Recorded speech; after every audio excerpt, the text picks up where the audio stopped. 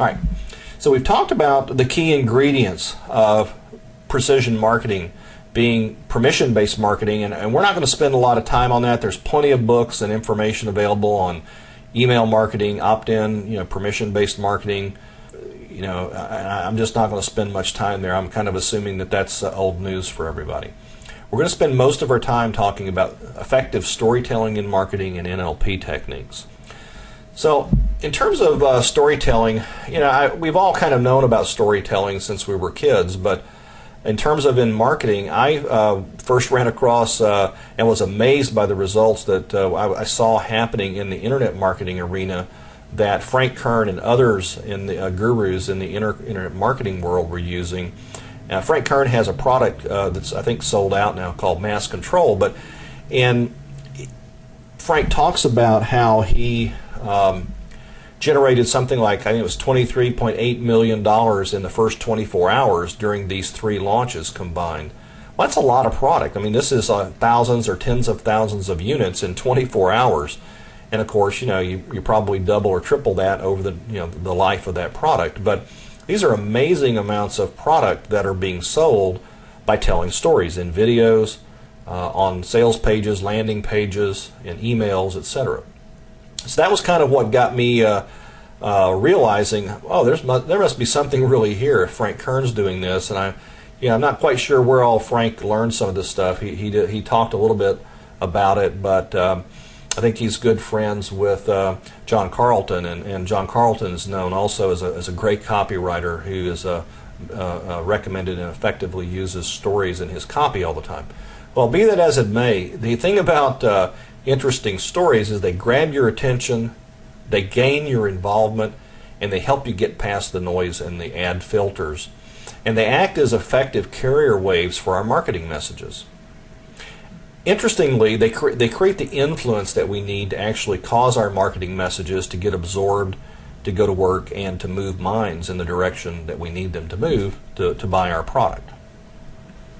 NLP, or Neuro-Linguistic Programming, is something that's been around for many, many years. I first ran across it, probably earliest I can remember was Tony Robbins with his Personal Power course that I think I took back in the 1980s. It's been so long I've forgotten when I took it. But anyway, NLP's been around for a long, long time. It's a soft yet really powerful way to magnify the amount of influence that you have with certain words. But the way it works is, and we're going to talk about it, is by recognizing the maps that are already in the mind of your prospects and then framing up the situation and the context for your communications properly, and then anchoring to things that the prospect already knows, or create new maps and anchors. And we'll talk more about that, but it's extremely powerful when you combine this with story-based marketing. So the NLP is going to provide an understanding of how the mind stores and processes the information, and what we talk about mind maps, how to understand and modify them, framing up your context, creating and updating these maps, and then anchoring is a powerful tool. And the stories actually frame your product within a context that the user can really get and get their head wrapped around and fully understand. And they get pulled in and consumed. You don't have to push these stories that hard. Interesting stories and effective stories actually get pulled in by the user. They get read and consumed and absorbed much more fully than marketing messages ever will. And they effectively, if they're effective stories, they effectively lead people to the action and internal decisions that need to be made. So instead of pushing someone into making a decision, we want to lead them towards reaching the conclusion themselves and making their own decision, or at least thinking they made their own decision. It's much more effective way in today's interruption-based marketing world to go a different direction and really be effective. All right, so let's talk about some of the essentials of NLP. Start with just an understanding of how our associative memory works. Memory is really a network of these associations between all these objects, is the way I think of it in the mind. It's a complex network of associations connecting all kinds of facts, people, events, emotions, different things that have happened to us throughout our life together. And words connect in, pictures, images, sounds, smells, all this stuff's wired together. And everybody's network or memory is going to be quite, a little bit different than the next person's. So mine's going to be different than yours, and yours is going to be different than each of your prospects, but we all share some things in common, and those are things we'll learn to leverage. And understanding these associations can be extremely powerful when you are able to trigger them in believable ways. And this is not news to anybody. This is kind of a review, but I want to make sure you understand, the basics here of how this associative memory is working. So let's talk about the concept of maps in NLP. Maps are internal representations of how the mind actually represents its view of reality. Okay, the mind creates these little maps, let's call them mind maps, of reality. And we each interpret what we're seeing through a filtration system that's comprised of our belief systems, our values, what we believe about the world, and what we compare against as our sensory systems are absorbing information. And as a result, we end up creating these maps and store them in our associative memory. So each person's mind map is going to be a little bit different, even for the same topic or word. And so if I say the word, for example, hotel, at this moment when I said it, hotels.com came to mind, probably because my son works there. But for you may have seen an image of a hotel room. You might have seen a building. Maybe you saw a casino in Las Vegas. I don't know, but as you can see how my crazy mind works, I'm thinking about gambling or something right now for some reason, but everybody's mind's going to interpret that word hotel a little bit differently. Okay, so it's just important to understand that these mind maps and these words or images all link together to people's internal maps. And those maps are either the way you want them to be, or they're not quite wired the way you want them to be, and we may have to rewire them to some extent, or we may have to create them completely from scratch. They may not exist in the minds of some of our prospects. So this is what I mean by these maps can be considered to be complete or partial, but just because they're complete doesn't mean they're built the way that you want the maps to be built about a given topic or a word or an image, what have you, concept. So when a person learns, their mind's always creating and updating these internal maps. And I think these maps are always being created, from the time we're born, all the way through our life, and they're always being updated. But maps are only created when we're receptive to it. Okay, let's talk about an example here. So I put this little example. I'm from Texas. Was born in Dallas and grew up in Irving. We moved to Houston, and I've been around, all around the world, but good old Texas is something I'm familiar with. So let's talk about this, and maybe this will create some new mind maps for you, but I'm guessing many of these things you're familiar with. For example, you see here an image of oil wells and bulls and cowboy hats. Well, then there's words that I've put out around the perimeter of this state of Texas symbol. And so there's all kinds of associations just linked to this one thing, Texas. Okay, and there's words of Texas, there's imagery of Texas, there's Austin, there's NASA, there's, on and on and on. So there's visual cues, shapes, and words, and there's auditory cues, or the spoken word or the visual word, that are all going to anchor or link back to these mind maps. Okay? And we have these maps for everything that we have an experience with, whether it's visual or it's a word, whether it's written, whether it's verbal. All these things are interlinked together in our minds. And everybody's map looks a little different. This isn't, by the way, the exact map I would have drawn of Texas, and you probably have your own map of what you think Texas looks like, right? Everybody does. So as marketers, we are effectively map makers. And in marketing, we are makers of maps and we are editors of maps. So when our marketing is really most effective, we're creating new maps in the mind of our prospects about our product, about the world, how we want them to view things, how we want them to evaluate things, to make decisions in our favor. And we update old maps. Okay, we have a need to change maps that may be erroneous or incomplete. And we want to create linkages to new maps where possible, and add new linkages to exist between existing maps, and anchor words and imagery, back to our product. or unlink things and overcome objections and questions and fears and worries.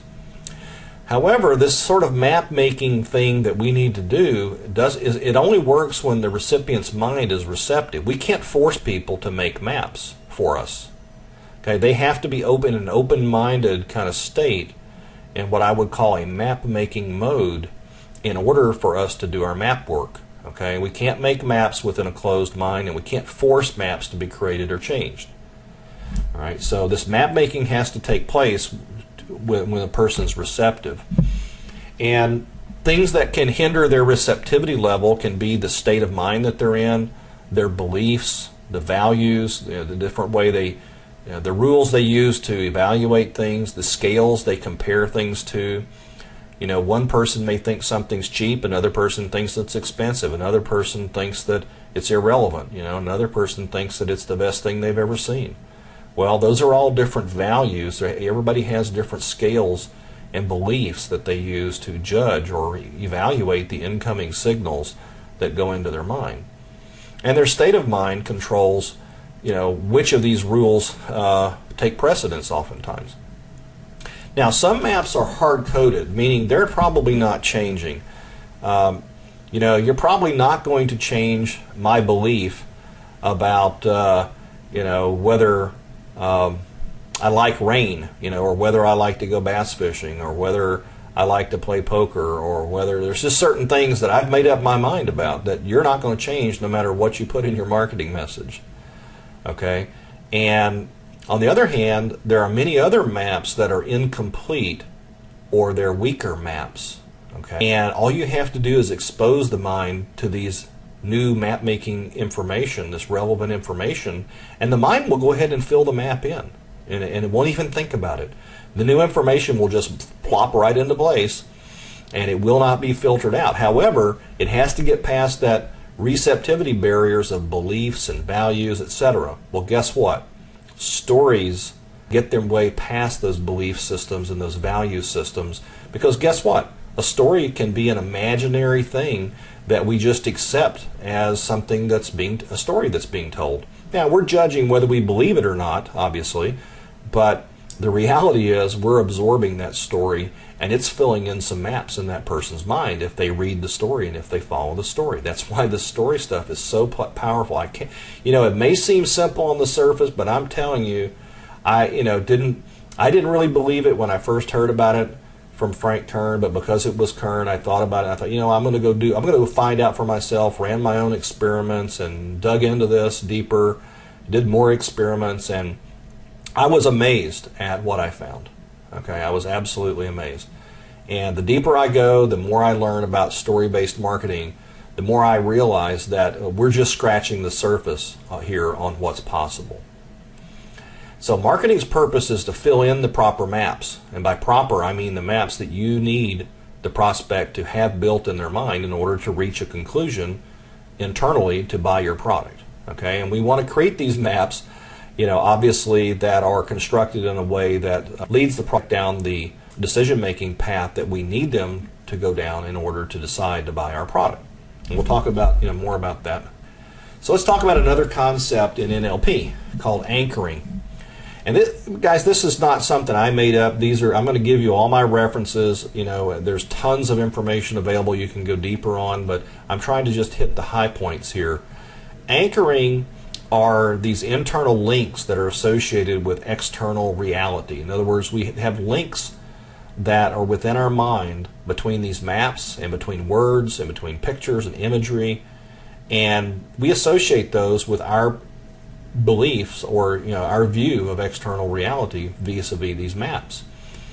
And these anchors associate our senses and perception systems to the maps, through sight, sound, smell, all the different senses to these internal representations. And they link to things like the maps of our worldview, the state of mind that people can be in, and emotions. Some people, for example, you could say one word to them and you'll suddenly trigger an emotional reaction, and their state of mind suddenly changes and they become emotional, and it's clear that you triggered something, and sometimes you didn't even know it or you didn't even mean to, but it happens. Well, This anchoring is very, very powerful. And so the other thing you may know anchoring by is guilt by association. It's these associations can be both positive or negative. They're very, very powerful influencers. They oftentimes evoke very strong emotions or deep-seated beliefs. They connect with very complex belief and value systems. And so it enables us to convey very complex, deep, emotional messages by example, by simply stating an example. And I'm gonna take you through some that we all probably heard more of than we wanted here in the recent election. But let's talk a little bit about how this NLP stuff works. Now, I created this view of how this works. This is not a scientific or an MD is certainly not reviewed and blessed this, but it's as a computer scientist kind of guy, this is my point of view and way of constructing what's going on here. So we see on the left we've got our senses. In this case, we're going to focus around our eyes and our ears. We've got these two sensory systems feeding a ton of information into short-term sensory memory in our brain, in our mind. Then what I'm calling the mind CPU. Think of that as your conscious mind, and there's probably another process that's subconscious running.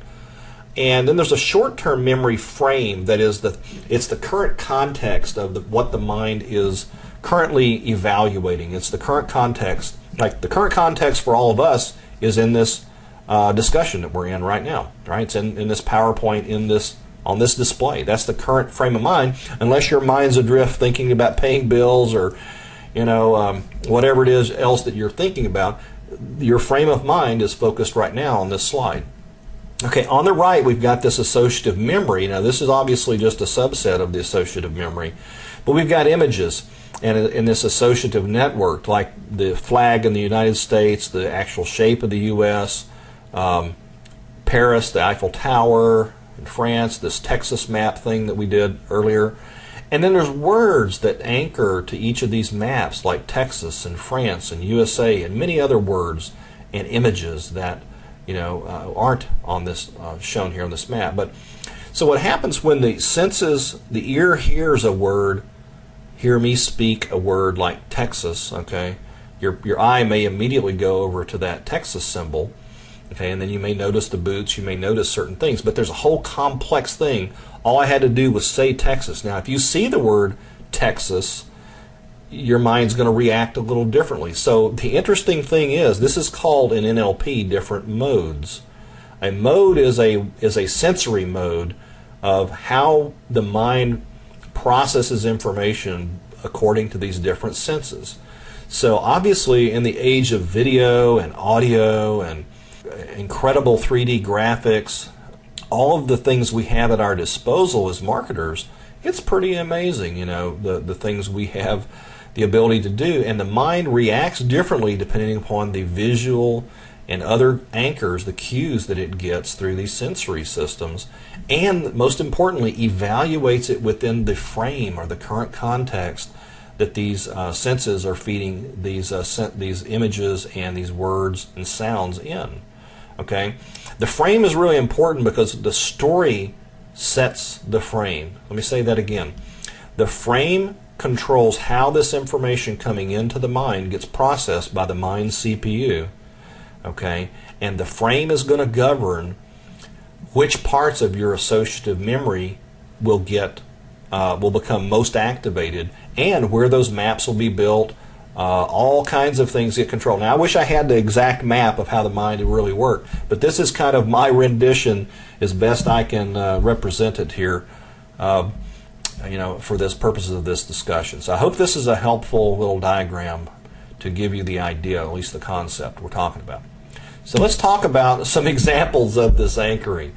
So some recent examples that I'm sure you're tired of. I know I am, but there was Obama's campaign engaged in a bunch of negative anchoring, trying to anchor McCain to the unpopular Bush regime. Why? Well, because Bush had, 70-80% unpopular, rating, and so it was great to just anchor him down and make him drag that Bush anchor, behind him, and which worked very effectively.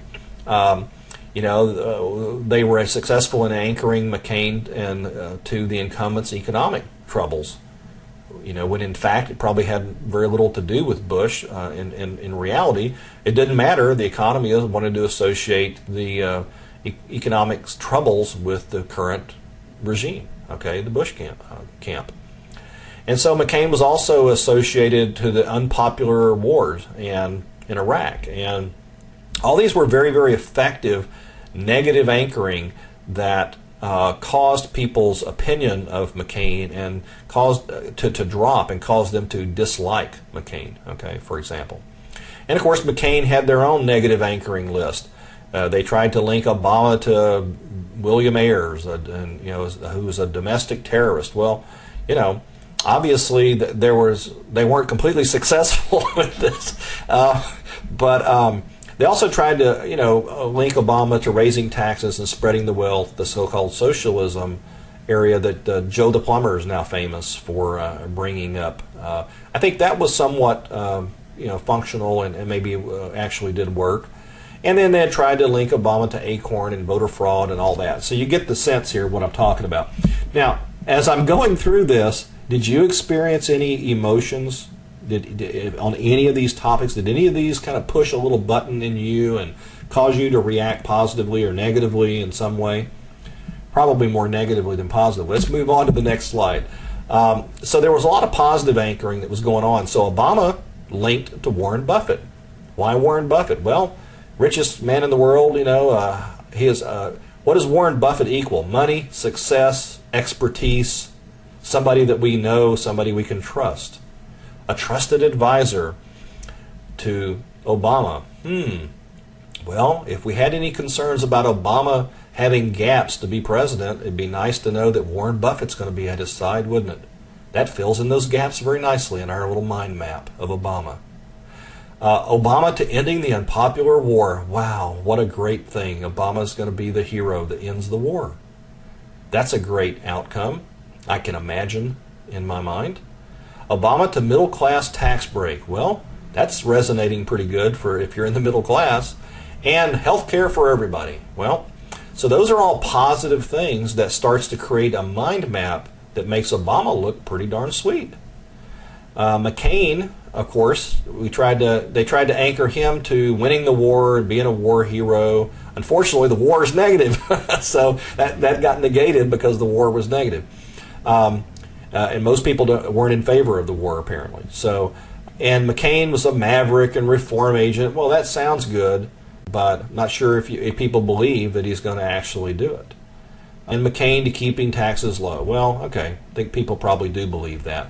But you can see here that, and let's go back a slide here. So McCain's negative anchoring was really questionable in terms of how viable and how believable these different anchors were. Obama's anchoring, though, was very believable. It was, yep, McCain, his own words, says he voted with President Bush 90% of the time or something. McCain said, what is he said? We'll stay over in Iraq the next 100 years if we have to. So these were very believable statements that were made. So there's a key here in anchoring. The belief system will not let the new anchor be created unless it's believable, unless it's accepted. Okay, our filtration systems will filter it out if we don't believe it. Obviously, the Obama positive anchoring worked well. Okay, McCain's positive anchoring, it may have worked okay, but it didn't seem to work nearly as well as Obama's, given the way the election turned out. All right, well, just one last thing before I leave. So again, you notice the complex set of emotions and beliefs. These things trigger, these anchors trigger incredibly complex and juicy emotional responses within people. Like the statement about Warren Buffett or ending this war, these are incredibly powerful. Okay, so you have to be very, very careful when you select these anchors and you anchor to somebody, because there's usually a positive and a negative aspect. You just got to be very careful. These are powerful, but they can also get you into trouble if you don't choose correctly and if you don't use them carefully. All right, so when we choose the marketing anchors, we want to use the positive anchors to attract people towards the direction we want them to go. Okay, and these will be things like the results you're going to get from taking action if you buy our product, the successful outcomes and the results proof, the winning and the pleasure, all the good stuff. Okay, these are positive things to anchor to, and these can be things, events, outcomes, results, benefits, even people. Okay, like we saw with Warren Buffett, or it could be something like the war. Okay, so speaking of the war, you can use negative anchors to repel people away from the thing you don't want them to go to. Okay, or to repel them away from inaction. Okay, so there's the pain associated with the status quo, meaning you're going to continue to be in pain if you don't buy my product that provides pain relief of some kind. You're going to continue to experience difficulties and losses. And here's a story about somebody who, continued to be in pain and continued to experience these losses and difficulties because of their inaction. And versus, here's a story of somebody who bought the product and look at the great time they had, look at what they did, look at how successful they were, from using the product. So you see how that works? So we just be very careful and explicit about choosing the anchors that you want to attract and repel. And these stories can be used in combination with anchoring to overcome objections, to push people away from the thing they're objecting to and towards making a positive decision, for example. So we want to use anchoring our marketing a couple ways. Okay, we want results stories backed up with interviews with the person. If it was a results of if it's a real story, which usually works best, interview the person. Become a reporter for 10 minutes, 15, 20 minutes. Interview them and get the full story, because you telling the story has a certain amount of oomph and impact to it. You letting that person who was in the story, the character of the story, tell their own story has 10 times the impact, okay, than you just telling the story. So if you can ever get the person who was actually in the story and interview them, it's incredibly powerful. So you need credible independent review as proof always, okay, because again, people don't trust us because we're strangers to them. We need to give them proof, and interviews with people, other third-party independent reviews, very, very powerful. Endorsements by a well-known authority figure. So why is it companies pay so much to get endorsements? Well, because these authority figures bring and convey a transitive amount of trust. I call it transitive trust. By anchoring to these authorities or celebrities, what have you, you are linking yourself to everything they stand for. Okay, you're linking to the maps that are already built within the mind of your market and your prospects that are associated with this celebrity or this authority figure. That's why endorsements work so well. It's why people pay so much for them. Okay, brand name customer cases and studies. If you're in your market can use logos and brand names in your case studies and your stories, it will also increase the impact and the believability of the stories. Okay, you also can use negative anchors, like I said earlier, examples of somebody who didn't get help, or what's going to happen, to those who don't get help, and how badly we feel for them, and put some emotion into it. Examples of the losses and the difficulties and the trials and tribulations they're going through by not having access to a product like this. And if only they could afford our product, and if only they got help. Examples illustrating the cost of not acting. So, and here's what happened, and they waited until it was too late to get help. And look at what happened to them. Look at what it cost. These don't have to be super explicit, but these stories provide a very subtle way of building these maps and anchoring within the minds of your prospects. So this subtle anchoring vehicle is very powerful, and the stories is the carrier wave that we're going to use to transmit those stories and those anchors and new maps into the minds of our prospects.